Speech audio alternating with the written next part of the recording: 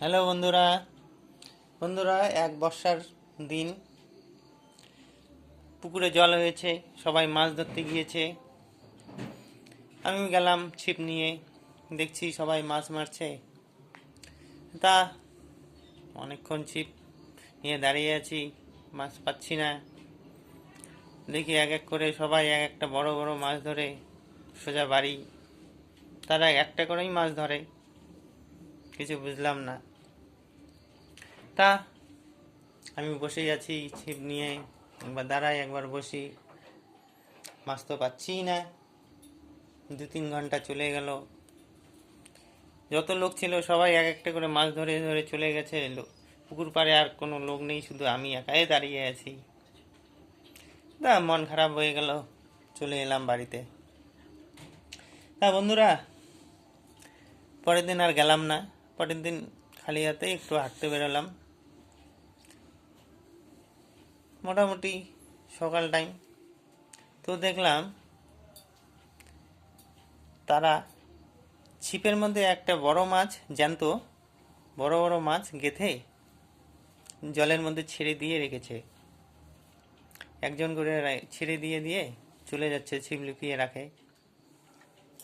তো আমি খেলাটা বুঝতে পেলাম, আবার ফলো করলাম। যখন টাইম হলো মাছ ধরার, একে একে সবাই উপস্থিত, সবাই মাছ মারছে।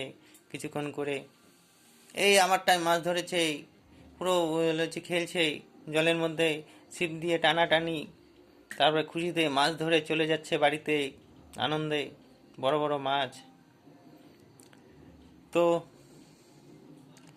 আমিও পরের দিন সেই প্ল্যানটাই কাজে লাগালাম।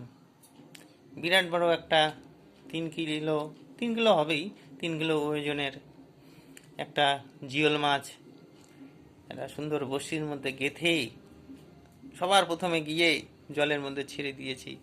ছেড়ে দিয়ে সুতাটা কোনো রকম গাছের মধ্যে বেঁধে রেখেছিলাম জঙ্গলে।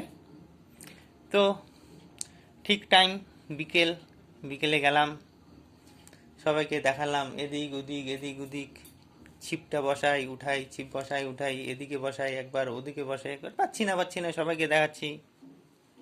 আমার তো জানা আছে কোথায় রশিতে লাগানো আছে ছিপটি, মাছটি। তো ঠিক জায়গা মতন গেলাম, গিয়ে সুন্দর করে ছিপের মধ্যে সুতাটাকে বেঁধে নিলাম। বেঁধে নিয়ে আমিও দেখালাম খেলা, দেখিয়ে টাক করে বড় মাছটিকে তুলে নিলাম। তুলে নিয়ে হই হই করতে করতে সোজা বাড়ি। Thank you.